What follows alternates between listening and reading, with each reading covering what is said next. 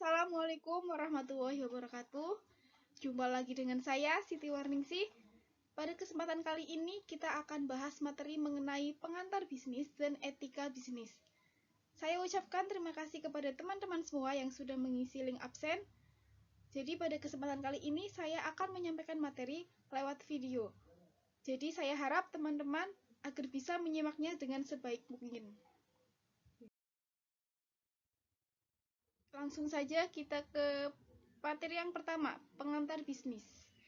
Bisnis adalah suatu organisasi yang menjual barang atau jasa kepada konsumen untuk mendapatkan laba. Kata bisnis dari bahasa Inggris yaitu business atau basi yang berarti sibuk dalam konteks individu, komunitas, ataupun masyarakat. Dalam artian sibuk mengerjakan aktivitas dan pekerjaan yang mendatangkan keuntungan. Kemudian ada pengertian industri dan bisnis. Industri adalah perkumpulan perusahaan yang memproduksi barang yang sama untuk pasar yang sama, sedangkan perusahaan adalah mengolah material atau proses produksi yang sama dengan yang lainnya. Sedangkan bisnis adalah kegiatan yang membantu usaha-usaha pemenuhan kebutuhan masyarakat oleh perusahaan atau usaha yang melayani kebutuhan masyarakat, baik yang bermotif keuntungan atau tidak. Kemudian ada kesempatan bisnis.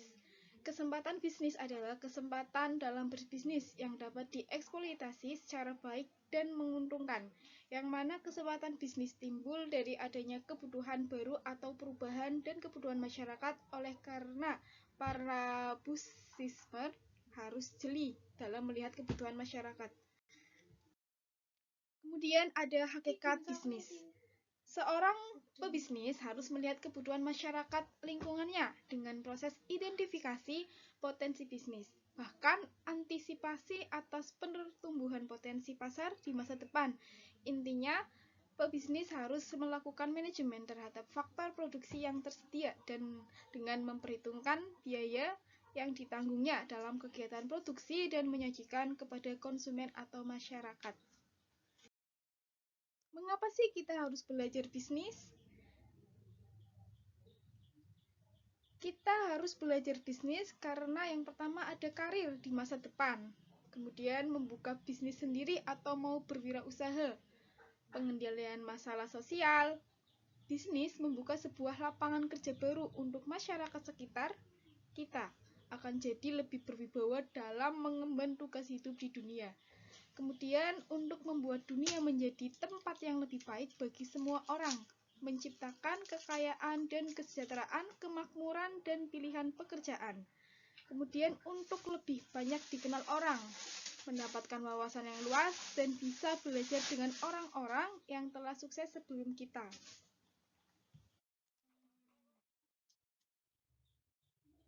Apa sih tujuan bisnis? Nah, di sini ada tujuan bisnis menurut Peter Drucker, yaitu yang pertama wealth maximum atau kekayaan maksimal.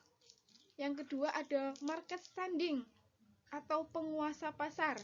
Yang ketiga ada innovation atau inovasi. Terus yang kelima ada profitability. Kemudian yang keenam adalah tujuannya adalah untuk manager performance atau development. Kemudian ada fungsi-fungsi bisnis. Fungsi bisnis yang pertama yaitu acquiring raw materials atau memperoleh bahan baku. Kemudian ada manufacturing raw materials into product atau mengolah bahan baku. Kemudian fungsi yang terakhir adalah distributing product to consumer atau mendistribusikan produk ke konsumen. Kemudian ada konsumen bisnis. Siapa sih konsumen bisnis itu? Nah, konsumen bisnis itu diantaranya yaitu yang pertama ada companies that consume, kemudian ada government agencies, kemudian ada institution, dan yang keempat ada reseller. Kita langsung lanjut saja ya teman-teman, karena waktunya masih panjang. Kita lanjut ke materi yang kedua yaitu ada etika bisnis. Mungkin sudah tidak asing lagi ya di telinga teman-teman. Apa sih itu etika? Apa sih pengertian etika ya?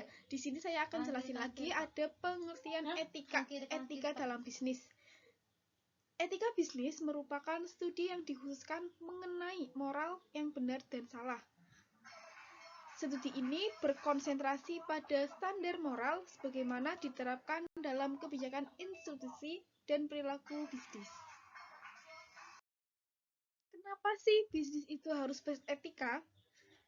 Jadi bisnis itu harus beretika karena etika bisnis itu dapat menjadi standar dan pedoman bagi seluruh karyawan termasuk manajemen dan menjadikannya sebagai pedoman untuk melaksanakan pekerjaan sehari-hari dengan dilandasi moral yang luhur, jujur, transparan, dan sikap yang profesional. Kemudian ada etika bisnis di berbagai fungsi perusahaan. Yang pertama ada di bidang akuntansi, dan kemudian yang kedua ada bidang keuangan, yang ketiga ada bidang produksi dan pemasaran, kemudian yang keempat ada bidang teknologi informasi. Kemudian ada faktor-faktor yang mendorong timbulnya etika bisnis. Faktor yang pertama, mengejar keuntungan dan kepentingan pribadi. Yang kedua, ada tekanan persaingan terhadap laba perusahaan. Yang ketiga, ada pertentangan antara tujuan perusahaan dengan nilai perorangan. Kemudian yang keempat, ada pertentangan etika lintas budaya atau cross-cultural contradiction. Dalam menciptakan etika bisnis, ada beberapa hal yang perlu diperhatikan, yaitu antara yang pertama, ada pengendalian diri. Kemudian yang kedua ada pengembangan tanggung jawab sosial. Yang ketiga mempertahankan jati diri dan tidak mudah untuk terombang-ambing oleh pesatnya perkembangan informasi dan teknologi. Yang keempat menciptakan persaingan yang sehat. Kemudian yang kelima adalah menerapkan konsep pembangunan berkelanjutan.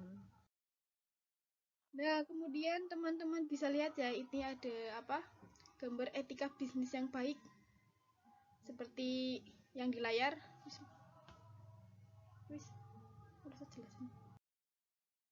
Kemudian ada aspek pokoknya juga dari bisnis. Seperti yang di layar ini ada aspek pokok dari bisnis.